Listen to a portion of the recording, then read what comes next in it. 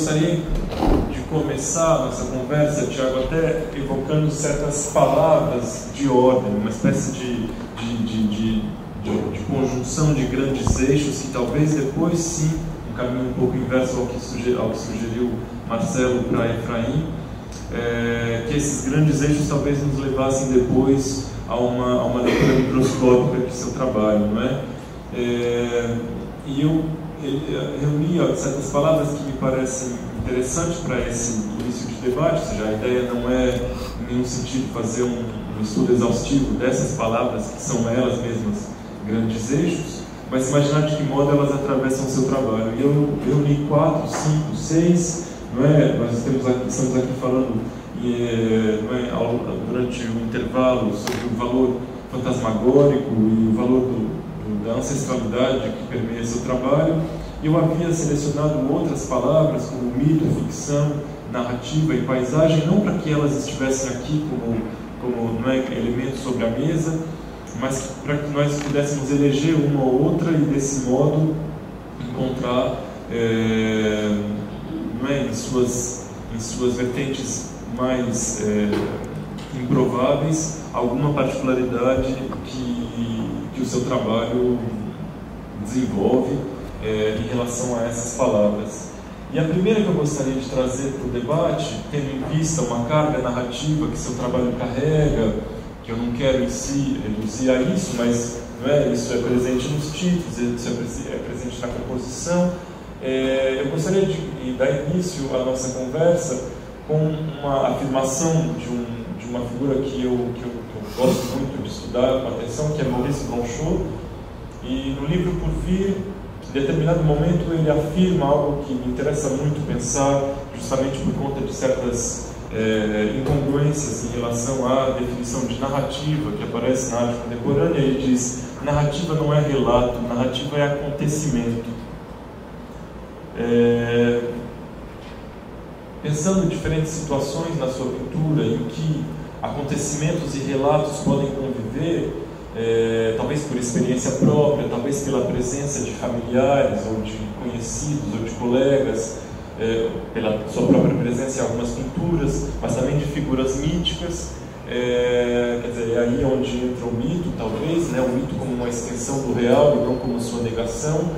Gostaria de deixar essa frase no ar, ou seja, narrativa não é relato, narrativa é acontecimento, e perceber com você como você lida com essa possível realidade, né? Ou seja, nós estamos aqui para relatar aquilo que já é quase o centro das artes visuais, né? Tudo aconteceu quando vi isso, ouvi aquilo, mas que acontecimento está, que acontecimento é esse que rege os relatos que talvez estejam em torno do seu trabalho.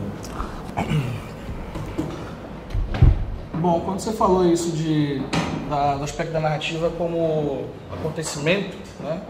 Bom, concordo totalmente, porque a maneira como a gente estava tratando todas as questões das estruturas narrativas no trabalho, a relação com a composição, o aspecto formal da pintura, e aí eu realmente acredito assim, eu estava falando sobre uma questão cosmogônica, né, de pensar um mundo. Todas as minhas pinturas eu considero como trabalhos únicos, né? E eu sempre tentei fugir um pouco das questões de maniqueísmo e de polaridade. Eu sempre entrei num universo complexo, né? Para tratar disso, eu sempre pensei que tive minha relação com a pintura, ela não é de uma relação do clichê do pintor moderno, por exemplo. Ela tem uma relação mais, talvez, com a história da pintura dos últimos 500 anos, ou muito anterior a isso, na verdade, a ancestralidade da pintura, que é no caso de se criar isso é uma análise pessoal minha, né? Eu vejo isso em muitos trabalhos da antiguidade, mesmo agora você falando um pouco na arte africana, você falou da arte contemporânea africana, né?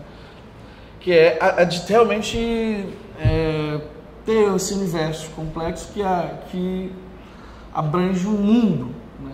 Abrange aspectos que estão, lógico, que são referentes à minha existência, né? A signos às quais as quais eu vivo no momento, eu tento relacionar para poder explicar isso, acho que eu tinha que falar também que eu tenho uma formação em psicologia. Eu não gosto de citar isso, né? Mas é uma grande não posso também negar que boa parte desse arcabouço teórico acabou influenciando muito a minha maneira de ver o mundo, né? De maneira possível de trabalhar a imagem. Eu não consigo pensar, por exemplo, desde que eu comecei na pintura, eu nunca me interessei por questões puramente formais dentro dela. Eu sempre quis trabalhar com esse poder que a imagem tem, né? Que é aquele o qual você não consegue segurar, o qual você não consegue conter em uma caixa, né? E sempre que você trata de imagem, fatalmente você vai cair em alguma estrutura narrativa, né? Ela traz consigo muito significado. Eu sempre tive interesse em oráculos, sempre tive interesse em tarô, sempre tive interesse em coisas mesmo na iconografia alquímica, alquimista, então assim, mesmo no sincretismo da visualidade brasileira, tá? Sempre me interessei muito no estudo do Vodun, no Brasil, principalmente no Maranhão. Na verdade, o Vodun no Maranhão no Brasil se dá no Maranhão, né? O culto Vodun. E a maneira como esses signos e como a cultura Nagô, a cultura Jeje, né, conseguiu sobreviver e resistir dentro de um universo colonial, né? De um universo de imposição, de um repertório visual do colonizador, né? E essa cola, para mim, é fantástica, assim, porque é uma visão que não é real. Aí vem o conceito de teatro Nagô cartesiano, né? Que é essa coisa de tentar unir coisas que são, pelo menos ao pensamento ocidental, impossíveis de serem relacionadas, né? Que é o cartesianismo e a intuição ou a espiritualidade, né? Então, eu realmente me interesso por esse, e isso na verdade é uma vivência, tá? Sempre tive uma relação dentro da cultura Nagô, e depois, por um tempo, da cultura Jeje, né? Não sou filho de santo, né? Mas cheguei a fazer assentamento de alguns, cheguei a ter uma certa relação nesse mundo. E é um mundo que desde, sei lá, da adolescência foi algo que eu realmente fui fascinado. A maneira como um altar sincrético é montado. Sei lá, tem uma imagem de um colonizador, você tem a imagem daquilo que estuprou nações e nações no mundo inteiro, que é a imagem da cruz de um Jesus Cristo, né? Sangrento, que na verdade sodomizou várias nações indígenas e africanas. E aí você vê essa figura ao lado de uma figura mestiça, de uma figura de signo mestiço, né? E não existe oposição a isso. Você começa uma missa em latim, você vai depois para um toque de caboclo, depois você vai para os voduns Jeje, que só falam em Fon, que é a língua africana. Então assim, para mim é um universo meio utópico. E para mim isso é o que o Brasil tem de mais incrível em termos linguísticos. Assim. Então, quando você falou de não uma história, eu não estou falando de uma história, eu estou tentando compreender, e assim, aí vem uma questão que é da arte, que não é racionalizada totalmente, mas é a relação com o signo. Como é que essas imagens surgem na sua cabeça, né? Como é que isso vai agir? Então, muitas vezes são imagens que já vêm prontas.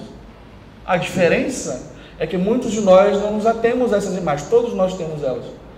Eu gostaria de conversar com você também. A gente deve voltar mais à carga fictícia e narrativa do trabalho, das suas pinturas, em relação a essa conjunção que existe, não é, entre valores míticos e valores históricos, sociais. Eu acho que atravessa um pouco o seu repertório de um modo geral.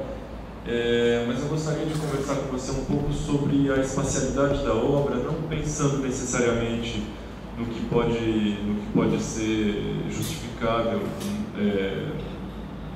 por conta de uma necessidade, o que seja, mas pensar talvez numa estrutura. Você evocou os 500 anos de pintura, talvez como se fosse uma espécie de calendário que te interessasse, não é?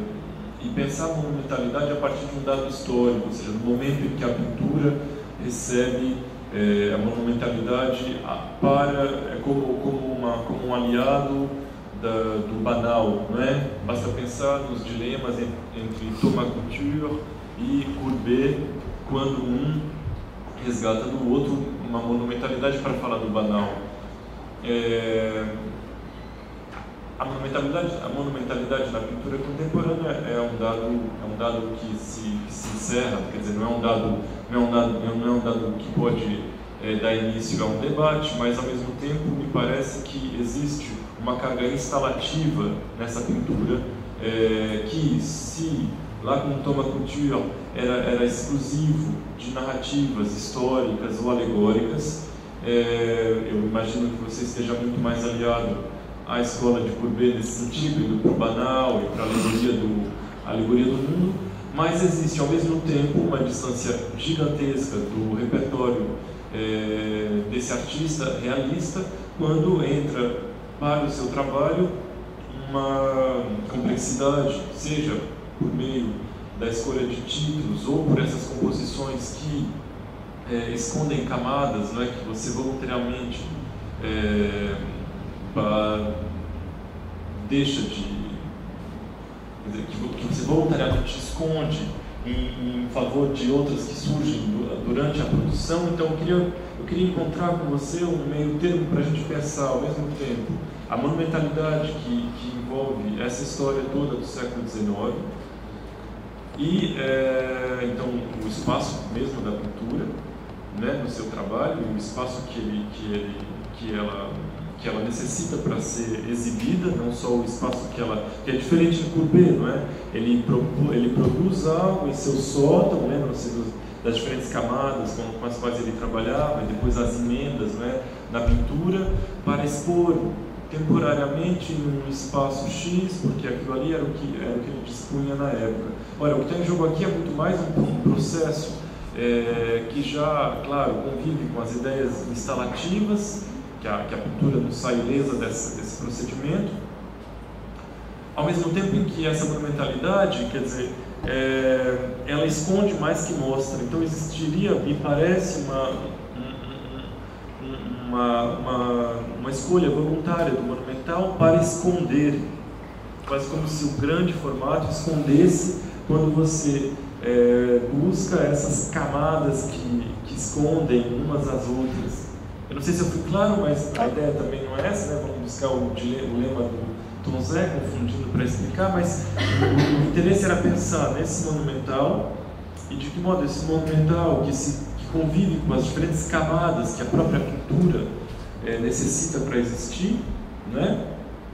Em processos de trabalho em que você esconde deliberadamente a figura que estava até então né, sobre a superfície, causando aí, sim, não só uma ideia de leitura subjetiva de obra de arte, como costumamos falar, né, uma leitura possui diferentes camadas. Aí não é só essa leitura subjetiva, é de fato uma leitura matérica, existe de fato diferentes camadas, né? A pintura esconde outras camadas. E ao mesmo tempo ela é monumental para mostrar talvez aquilo que ela já não é mais, né? Não, desculpa, perdão, não é isso não, desculpa, não é que você tenha dito que é isso, eu só não posso, olha só, isso é uma análise exterior a mim, né? Nenhum artista, eu acho que consegue ver isso no momento que produz. Como eu te falei anteriormente, para ser bastante honesto, eu quero isso porque é meu desejo ser grande. Eu quero fazer grande. Tem um pé direito de 7 metros aí. Eu quero fazer os 7. Não, mas tem um problema. Não, vou fazer 5 e 20 então. Eu não vejo uma pintura como uma janela ou como algo... Ela é uma pintura para fora, né? E eu gosto da relação física.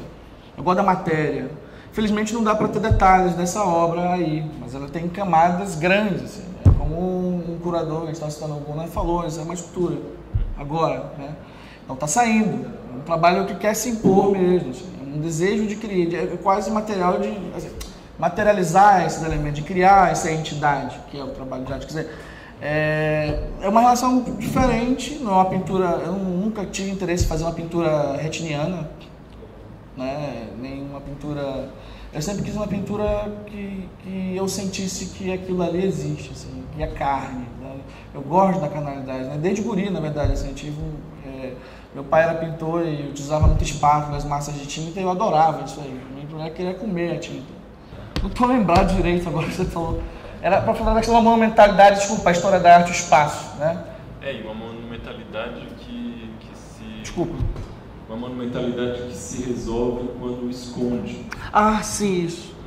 Olha só, claro, essa é uma grande questão. Quando você cria um mundo, várias coisas estão ocorrendo ali. E muita coisa em tempo diferente. Por se tratar de essa pintura especificamente, que é o corte azimutal do mundo, né? Existem elementos aí que são impossíveis de se ver nessa imagem.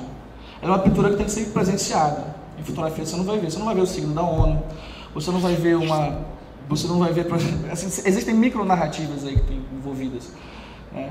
E signos que são muito importantes. Existem histórias, mas histórias contadas em um único trabalho, né?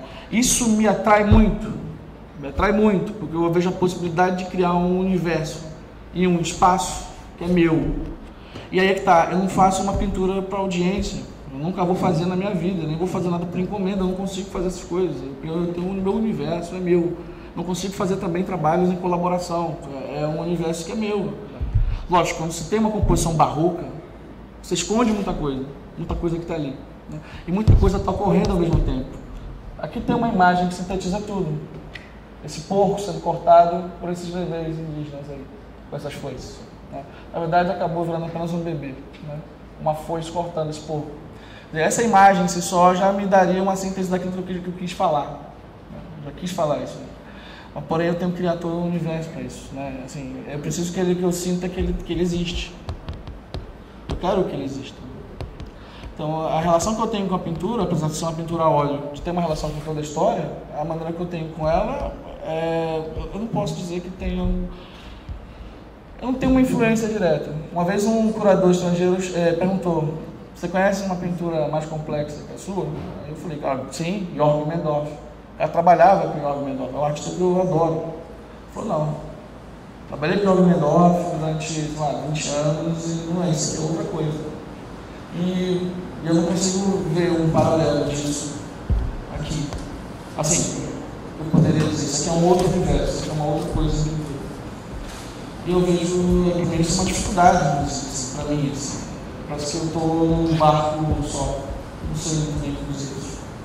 E aí eu acabo buscando a história da arte para pensar isso. Acabo buscando a sexualidade para pensar isso. Acabo buscando a relação do mágico, a relação da manualidade, como é que, assim, criar um universo a partir das próprias mãos. E mesmo assim a questão da transcendência da pintura. Quer dizer, não são questões da pintura contemporânea que trabalha com a economia, que trabalha com a pesquisa formal pura.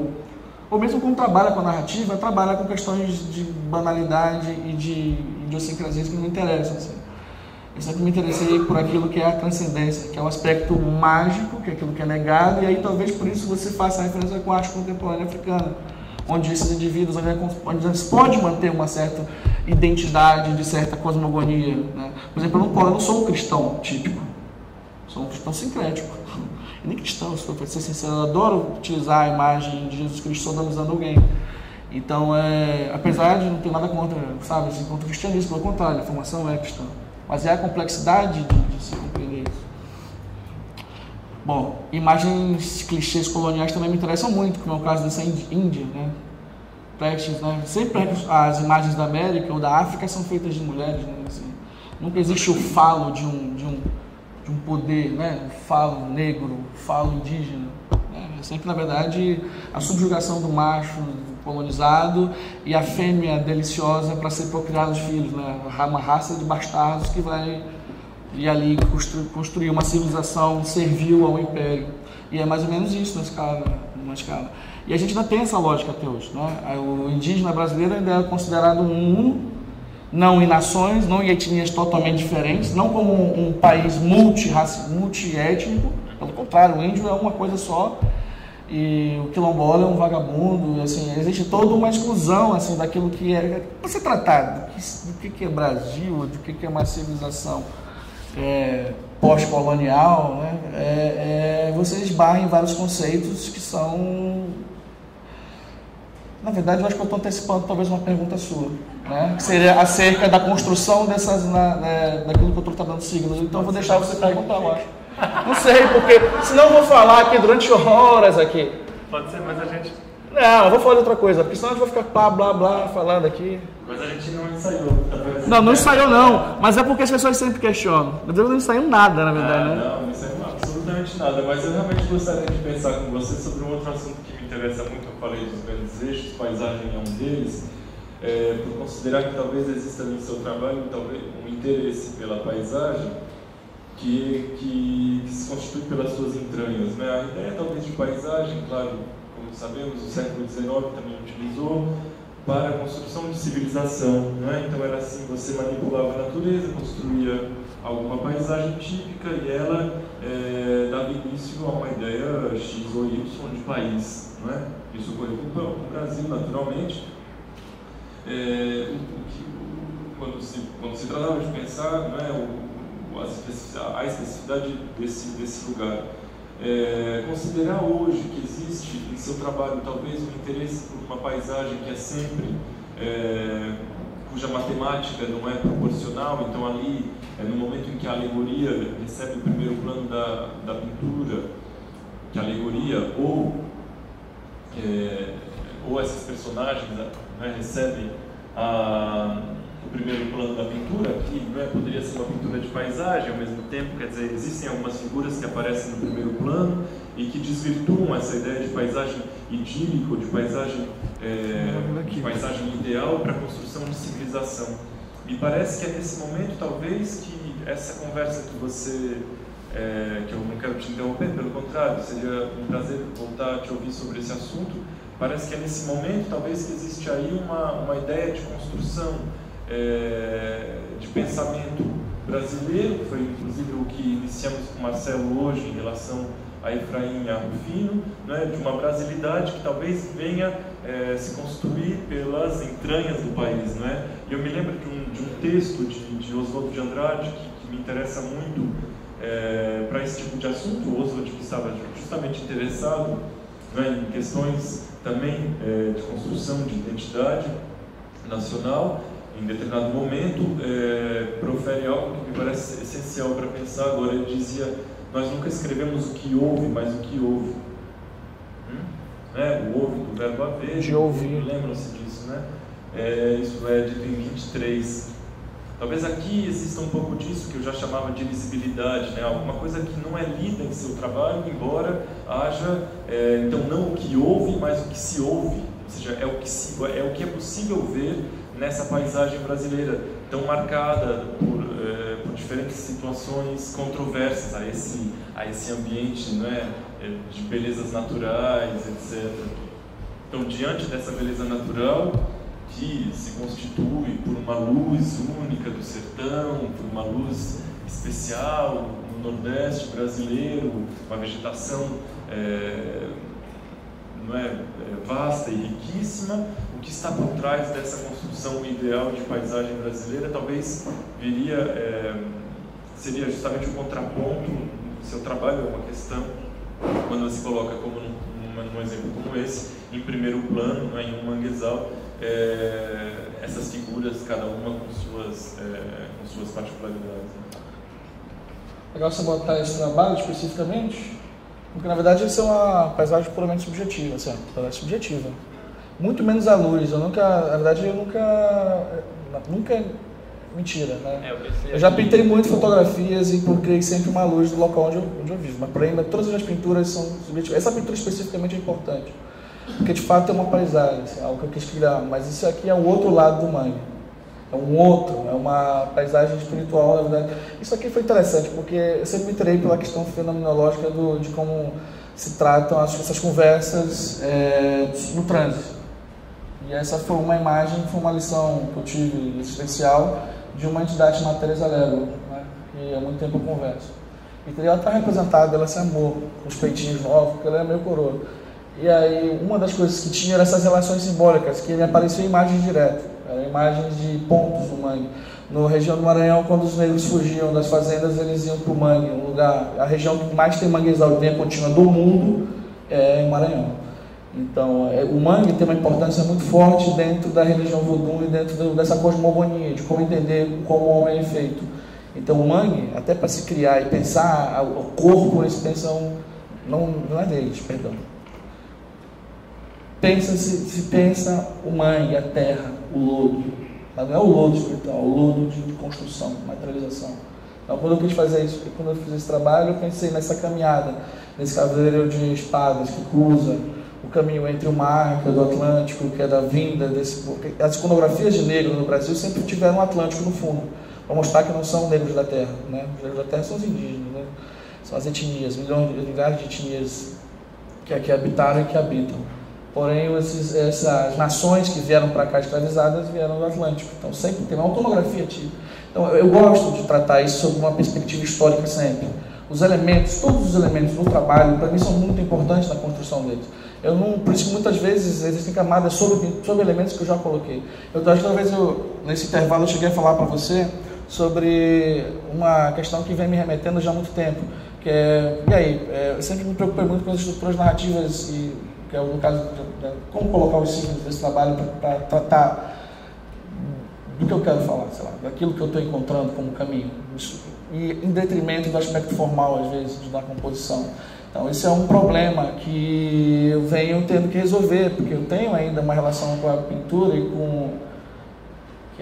que chega a ser muito mais importante o significado do que necessariamente o aspecto estético, assim, apesar de, lógico, que é pura pintura na sua carnalidade, assim, eu quis fazer uma escadaria que não existe, uma escadaria de ossos de indigentes, de gente que morreu, uma escadaria sendo tomada justamente pelo genocídio humano, que dá numa república que, por sua vez, é uma grande piada, porque se você buscar... Eu vou contar esse episódio daqui a pouco.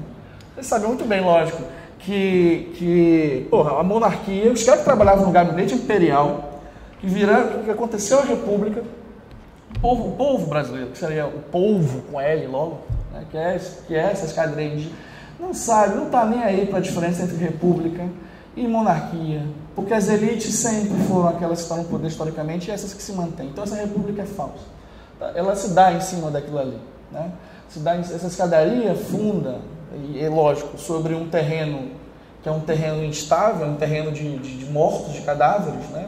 Em algum momento vai ruir, porque os gases vão subir, sei lá. Estamos já uma viagem na cabeça. Então, essa paisagem não existe. Não existe uma escadaria que dá a Congresso Nacional. Não existe esse céu vermelho, sangue, carnal, que você está vendo. Então, ela tem que ser, ela é subjetiva, é uma outra coisa. Uma paisagem, é um universo que eu estou meu. Por isso que na outra pintura tinha um sol preto.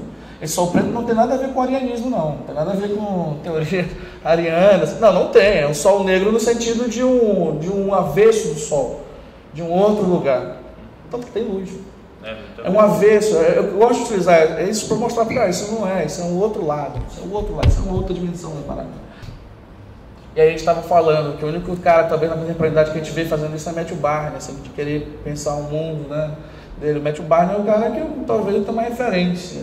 E quem me apontou a primeira vez nessa discussão foi o Gunnar Kvaran, que é um cara que trabalhou com o Matthew Barney, né? E ele citou isso aí, "You're not so far from Matthew Barney". Aí eu falei, como assim? Qual é a relação? Eu sou pintor, pô. E aí eu fui começar a compreender isso, que é a questão do cosmogonia. Esse trabalho, ao contrário do que a gente pensa, isso não é o massacre de Eldorado Carajás. Eu botei ali a data do Abril Vermelho, lógico, tem as figuras de Fernando Henrique Cardoso e Almir Gabriel, falecido, que está queimando no inferno hoje. E lógico, isso aqui acontece o tempo inteiro na Amazônia, isso acontece o tempo inteiro no Maranhão, desapropriação de terras, assassinato, morte. Mas por quê? Porque esse sangue lavado aí na terra é sangue de ribeirinho, é sangue de caboclo, não é sangue de gente. O problema aqui é de conflito étnico, cultural. E Brasil, infelizmente, sempre dá muito ódio isso. Eu só fui criado por militares também, né? Que tinha uma visão totalmente conservadora, né? E esse discurso meu, inclusive, é ofensivo demais para esses meus parentes, para o meu padrasto, por exemplo, ou para o meu próprio pai, para o meu avô. Mas é a verdade. Assim. A gente vive ainda sob uma situação de tensão racial, étnica, brutal nesse país. A maneira como se mata aqui é incrível. Os Auaguajá, a poucos quilômetros de onde eu vivo, a tribo mais ameaçada do mundo continua sendo assassinada. Quando o Papa esteve aqui, foi o que aconteceu? E passou um mês para a Polícia Federal e o pessoal, os contingentes irem lá para proteger os caras. Não, vamos deixar morrer mais uns 30 aí. O Papa vem, vamos abençoar todo mundo, depois a gente manda para a Amazônia. Então existe 60% do território amazônico. Brasil é amazônico. Brasil não é São Paulo, não. Entendeu? Porém, como uma vez Paulo Reckenhoff falou, Thiago, falar de ser universal, é falar da vida paulista. Vai falar, como eu tratei, do comércio de ferro-gusa, que gera um trabalho escravo, para alimentar o cenário automobilístico, ou aumentar a indústria automobilística americana, e daí ter carvoarias, ter desmatamento amazônico, genocídio indígena, assassinato de lideranças campesinas e destruição, lógico, para fazer carvão, para fazer o quê? Ferro porro, pig iron, ferro-gusa. Isso não é universal, cara, isso é regional. Porra! Tá entendendo? São coisas que são de um pensamento, assim, são de um pensamento desse país, que às vezes eu me sinto anacrônico aqui, assim, talvez esse pensamento daqui a 20 anos vai rolar. Mas está começando agora. Por isso que eu creio na Rebes Mestiça. Ela vai surgir como signo. Claro que vai surgir. A Rebes é o pensamento não sexista, o pensamento masculino, feminino, o pensamento não racial. Os assírios já existem essas figuras, os assírios também já existem essas figuras. Então assim, é difícil de falar que surgiu ali, porque esses são signos, são arquétipos. Isso existe no mundo inteiro. Existe no mundo inteiro. Tá? É porque a gente conversa, né? A gente ouve tanta discordância em modos de pensar, que existe um muro, onde certas coisas não podem chegar, porque o signo em si já repele. Então, tratar dessas questões, quando você tem um microfone na mão, é muito interessante, porque não tem ninguém para barrar. O cara sai da sala, o cara mete o ouvido aqui, nem vê, nem ouve, nem quer saber do meu nome. Mas quando eu tenho aqui, eu posso falar mais alto, todo mundo é um desejo, um poder foda. Porque você sente poderoso mesmo, você sente, vai ouvir. Bem, em todo caso, essa outra coisa, eu acho que ela se adequa, mas eu não sei se a palavra talvez não seja mais apropriada. Ela talvez caminhe junto com o que nós chamávamos então de construção de paisagem, pensando no que veio a ser o estudo de paisagem do século XIX e essa paisagem do século XIX idealizando um país, não é? Ontem falávamos com a Gina Parra justamente de algumas cartas que anunciavam o país como sendo o lugar das frutas inimagináveis, das plantas inimagináveis, de não sei o que, que ela contrapunha a uma espécie de paisagem árida e improdutiva. O que não deixa de ser uma outra maneira de pensar o contraponto desse desenho ideal de paisagem brasileira. E eu penso particularmente nisso porque, em certo sentido, com a internacionalização da arte brasileira, há sempre uma esperança, não é? Isso você pode me falar com mais propriedade, há sempre uma esperança por parte da crítica de arte e encontrar a especificidade do que vem a ser o trabalho desse artista, estando ele nesse lugar. Enquanto que me parece, talvez, que nesse regionalismo que você falou, é síndrome de vira-lata, que toca pessoas específicas, tribos específicas, nesse lugar específico onde você se encontra, talvez há a possibilidade de discutirmos realidades semelhantes vividas no Oriente Médio com outras tribos, talvez não seja lá o indígena, não sei o que e tal e tudo. Então me parece que talvez, pensando esse desenho de paisagem, pela primeira vez, quer dizer, não pela primeira vez, mas muito provavelmente, Ana Bela Geiger talvez traduziu um pouco disso, né? Um Brasil geográfico, territorial, paisagístico, que, por certo sentido, já deixava de ser exclusivamente esse país situado na América do Sul. E que me parece que esse regionalismo com o qual você trata, com o qual você convive, talvez possibilite o encontro com outros regionalismos semelhantes, e é por isso que eu fiquei pensando um pouco no lugar do mito do seu trabalho, porque o mito é regional, em certo sentido, não é? O mito é universal, mas ele tem origem, não é? Basta pensar em Acrópolis, e aí você traz a figura de Vênus, não é? O nascimento de Vênus, a Vênus escrava, né? Então, mas a imagem mestiça. Aí é que está, justamente, são duas regiões que se cruzam, claro, para pensar de repente essa multiplicidade regional, né? Esse regionalismo que talvez se construa, com o qual se constrói aí uma abordagem ampla. Eu fiquei pensando talvez nisso, numa paisagem brasileira que se constrói a partir dessa fragmentação de situações, né? Basta pensar então já no Brasil com suas diferentes regiões, claro. Você fala de uma região específica que talvez não se encontre no sul do país, mas vai se encontrar com a Turquia, vai se encontrar, sei lá, com a Síria. Sim, né? claro. Não, eu compreendo, porque na verdade essas questões, né, elas estão rodando, acho que engraçado, nos últimos anos, né? Quando se abre para ver trabalhos de artistas palestinos, ou trabalhos de artistas do Oriente Médio, do leste europeu, muçulmanos, islâmicos, né, africanos, né? Então, lógico que essas questões vão, porque é a questão de quem vive na periferia do mundo, na periferia do capital. E lógico, você quando é um vira-lata, você quer saber, peraí, afinal de contas é aquilo que é a minha visão, é a visão do estuprador, essa é a visão daquele que currou e gerou todos nós bastardos. A gente vai se virar contra o pai? Claro, a gente quer matar o pai. A gente quer estar à esquerda dele, do pai. A gente não quer ser mais um pai com hegemonia.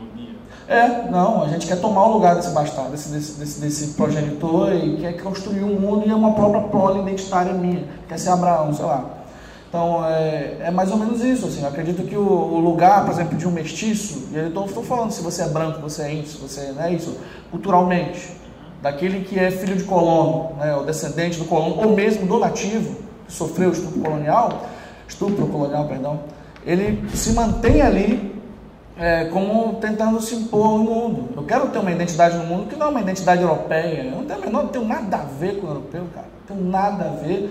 Eu também não quero entender o mundo como uma dicotomia. Eu não quero, entendeu? Eu quero entender o mundo o mais complexo possível. Eu quero ser sincrético, apesar de não poder ser, porque eu tive uma formação ocidental na escola. Você não tem. Hoje em dia, as pessoas são contra a educação quilombola. As pessoas são contra a educação indígena, que é própria para cada etnia. É uma visão antiga. Até para usar a língua, né? Exato, pô. A educação ela não pode ser uma educação europeia. Você tolhe o imaginário, você corta os culhões do colonizado. É assim que é, né? E enquanto o branco, e aí não estou falando se o cara é branco ou negro, quando eu falo brancura, isso é foda, desculpa. Na tradução, quando os caras vão traduzir o filho do homem branco, o filho da brancura, o bastardo da brancura, das coisas do branco. A brancura é as coisas do branco. Eu posso ser negro, eu ser branco, nesse sentido. Não é isso, não é uma questão pura, é mais étnico do que racial, é mais cultural, entendeu? Então é isso que eu estou falando. E cara, sabe o que você falou da internacionalização da arte brasileira, né? Eu tinha uma pergunta que foi assim, a questão, como é que é visto o trabalho, né? Assim, por tratar dessas coisas, questão do exótico, não sei o que, cara, vou falar uma coisa. Lá em Oslo, eu cheguei, fiz as coisas em Oslo, até eu mostro lá na imagem, cara, eu não conversei com ninguém. No jornal, tipo, o UOL daqui, pegou um trabalho meu, bota lá um trabalho bem vertical que eu tenho, tem 3 olhos. Esse trabalho é do museu de lá, do Astro. Bom, a mulher fez um trabalho tratando das questões, sabe de quê? De latifúndio no Brasil, das tensões étnicas no Brasil, e depois, sabe, eu fiquei louco, assim, quando eu vi os signos da questão sincrética. Lógico, os caras devem ter dado uma puta que pariu, foi incrível o texto, nunca escreveram pra mim no Brasil, assim. Aí depois chega uma menina que publicou na universidade lá, na Universidade de Artes, um artigo sobre os 2 únicos brasileiros que tinha no museu até então, foi em 2011, que era eu e o Ernesto Neto. E aí ela citou o meu trampo e citou o do Ernesto. Cara, ela fez um trabalho começou trabalhando na arte brasileira através do Rio Amazonas. E aí começando a falar das vertentes, e de como coisas tão diferentes, dicotômicas, polivocais, sei lá como a gente pode, diz um termo aí, plurais, sei lá.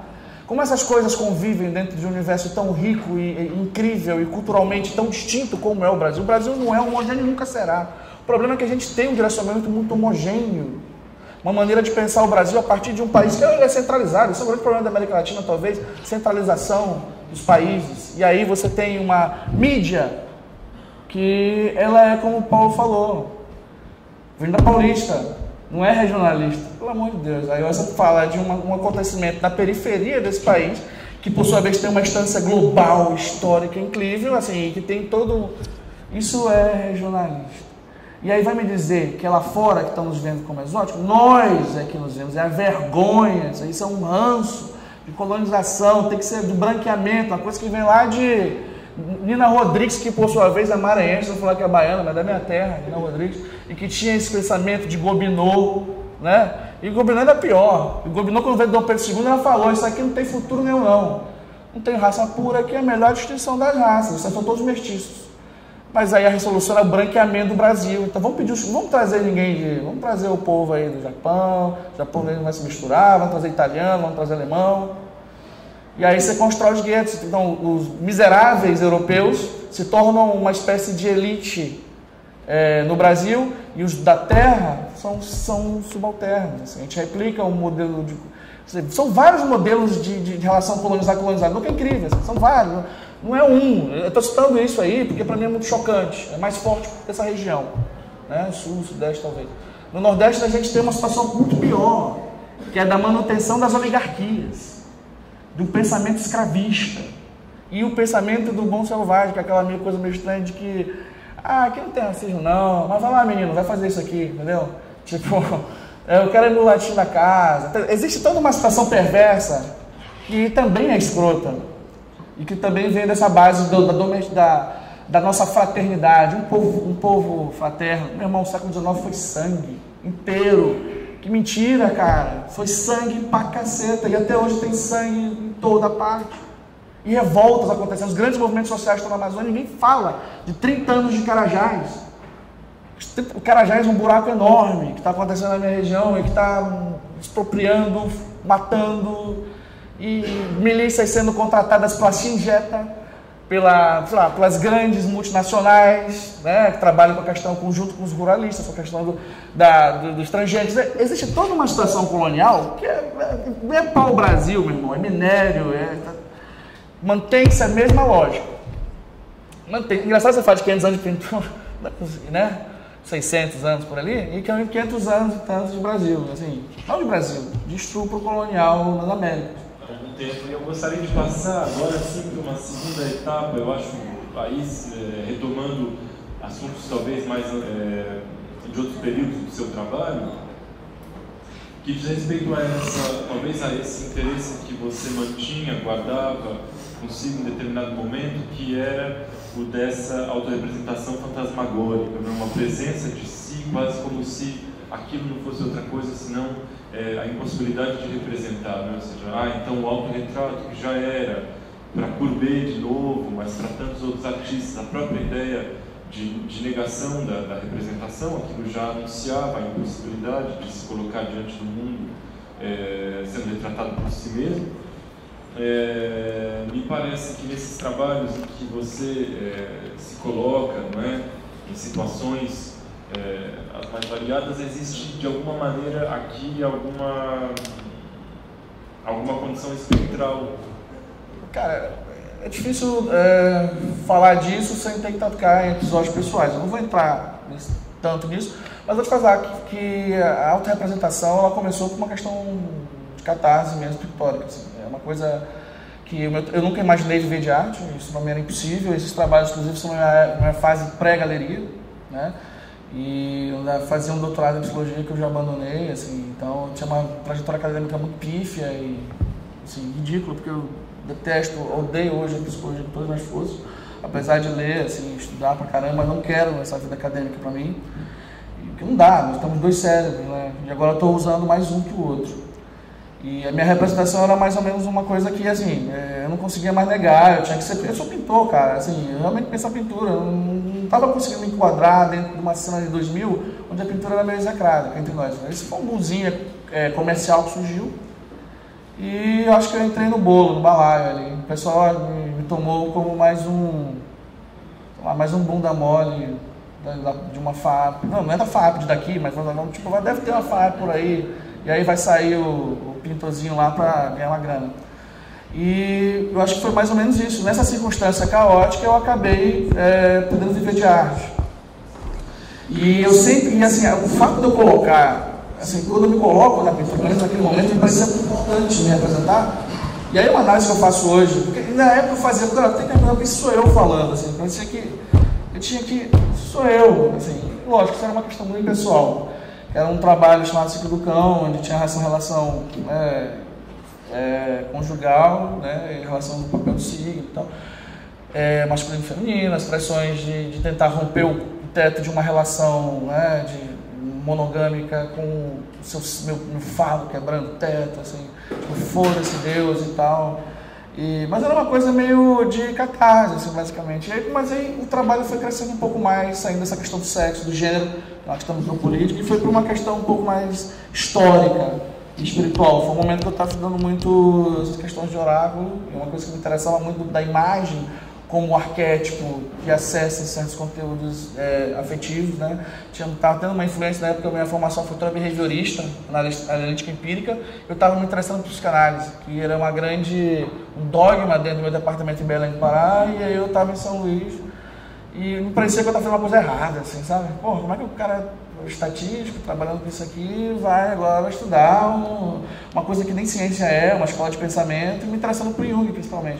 Porque minha cabeça já estava indo para a arte, já estava indo para o signo, o arquétipo. Você sempre trabalhou com pintura ou você trabalha com desenho? Sim. Não. Perdão.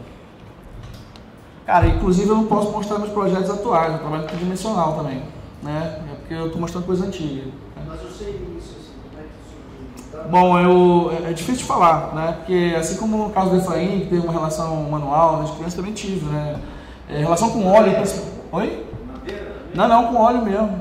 Meu pai pintava óleo, tinha muito óleo em casa. E eu nunca gostei muito de acrílico. Assim, na verdade, o óleo é uma coisa quase afetiva, é muito estranho isso. Porque é uma coisa que faz muito mal pra mim. Com 12 anos eu me intoxiquei brutal com isso aí. A pintura pra mim não era uma coisa muito distante, não. E esse imaginário barroco, eu vou com uma memória afetiva mesmo. Tinha muito livro, eu me amarrava em Rubens. E até hoje meu gosto por mulheres é rubenesco, assim, é engraçado isso, né? Porque você vê como uma imagem ela tem um poder forte no seu imaginário, que até as coisas como você enxerga o mundo é baseado nisso aí. Então a minha relação com a pintura é foda nesse sentido, assim. Eu acho que...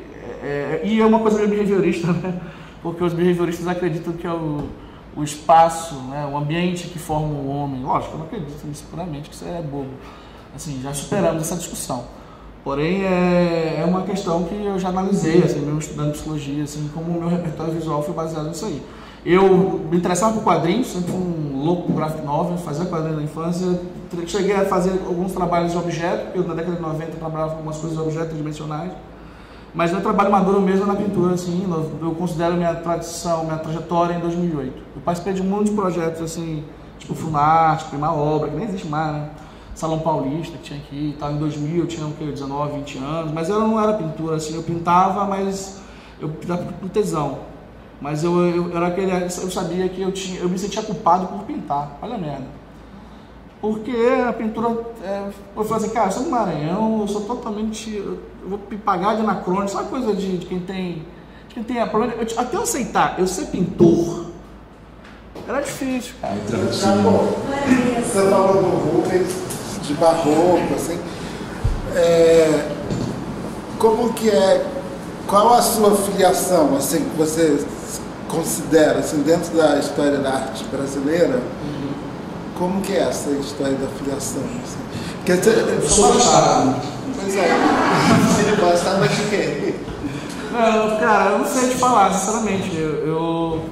Porra, qual é a tua filiação também? Tu não tem? Eu não sei. Deve ter. Mas assim, pois é, o meu imaginário eu sei que ele é sincrético. Assim, eu acho que tá mais a ver com...